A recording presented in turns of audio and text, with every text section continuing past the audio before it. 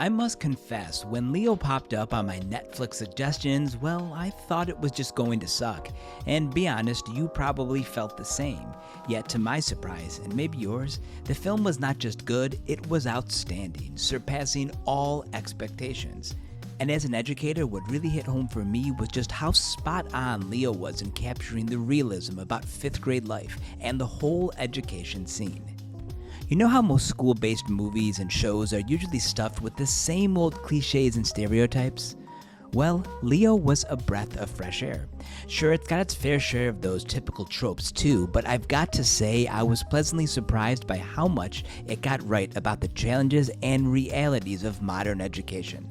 So, let's delve into what Adam Sandler, along with Robert Smigel, aka the voice of Triumph the Insult Comic Dog, and Sandy Wexler collaborator Paul Sato got right about education in Leo.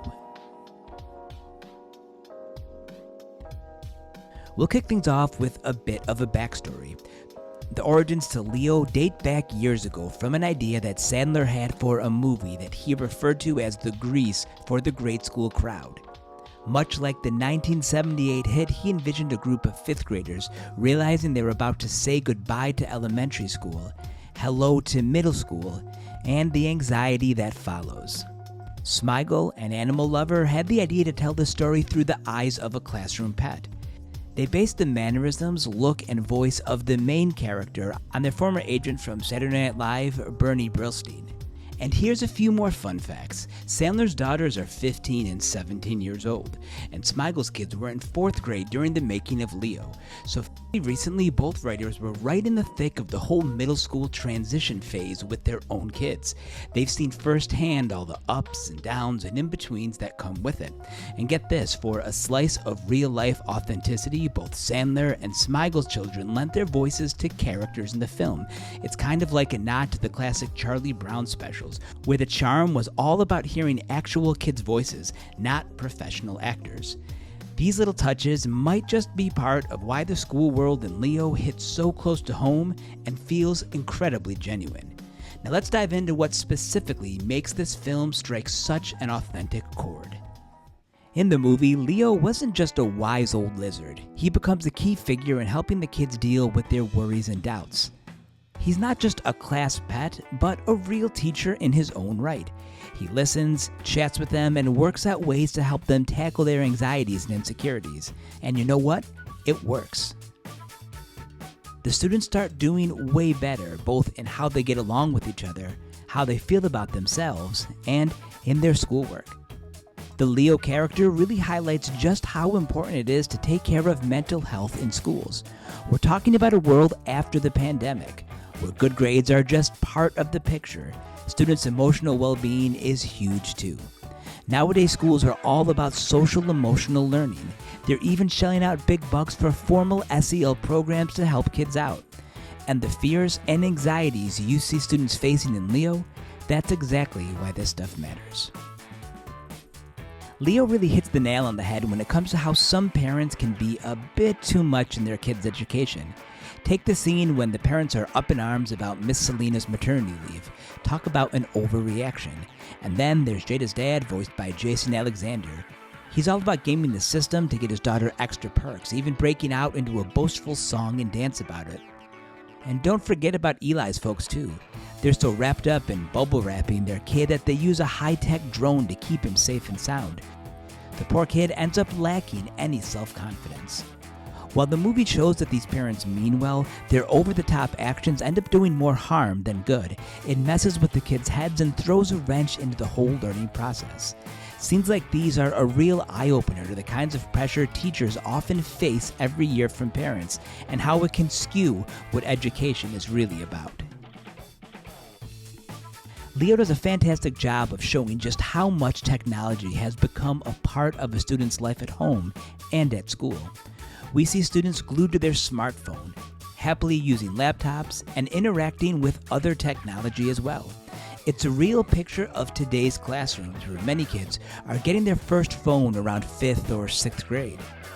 While it doesn't explore the topic in great depth, these scenes dive into the double-edged sword that is technology in education.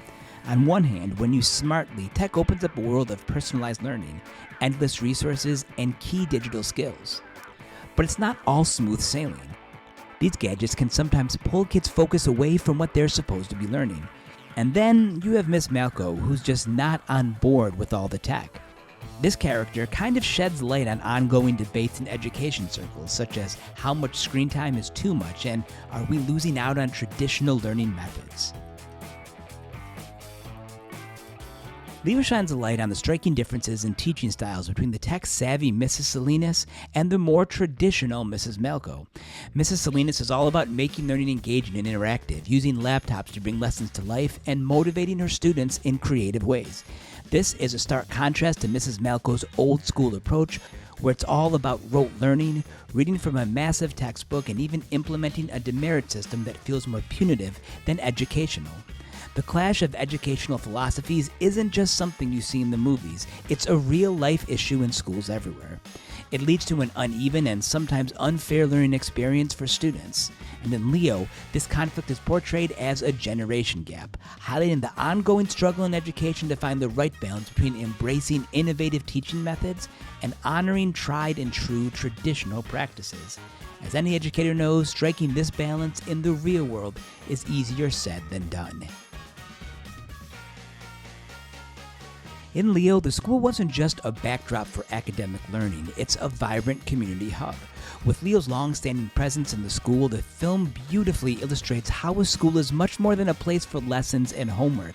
It's where students, teachers, and even a wise old lizard can form a unique community, fostering relationships that go beyond the classroom walls. Throughout the film, we see how this community shapes the lives of everyone involved. The interactions between Leo and the students, the dynamics among students themselves, and even the engagement with teachers like Mrs. Salinas and Mrs. Malco all contribute to a rich tapestry of school life. It's here, in this microcosm, that students learn crucial life skills like empathy, teamwork, and resilience, skills that are just as important as academic knowledge. Moreover, Leo underscores the school's role as a support system. It's a place where students can find guidance, not just in academic matters, but navigating in the complexities of growing up. The school becomes a safe haven where challenges are met with understanding and support, and successes are celebrated as a collective triumph. It mirrors the real-life essence of schools as a community, a place where each member plays a pivotal role contributing to an environment that's nurturing, inclusive, and supportive. This portrayal serves as a reminder to the invaluable role that schools play in shaping not just educated individuals, but well-rounded, socially adept members of society. At its core, Leo is much more than a silly comedy. It offers insightful commentary on the evolving landscape of education in America. The film advocates for increased adaptability and mindfulness in how schools address modern student needs, arguing that innovation and social-emotional learning are keys to enriching learning approaches. Sandler, Smigel, and Sato have managed to craft a highly entertaining yet meaningful narrative that also deeply resonates with real educators and students. With humor and heart, the movie successfully encapsulates the essence of today's teaching challenges: the pressure to support students holistically, the tension between tradition and innovation, and the complexities posed around over-involvement. It alludes to how schools must continue evolving to enable both academic and personal growth for children in an increasingly complicated world. While executed with Sandler's signature absurdist humor, Leo is more than just a series of silly jokes and gags. It reveals a thorough understanding of the existing dynamics and flaws in the system, emphasized rather than exaggerated for comedic effect. For those working in education, the film offers cathartic comedy while opening an accessible dialogue on how we can continue adapting this vital institution to serve both students and teachers best. That valuable social commentary elevates Leo as a standout.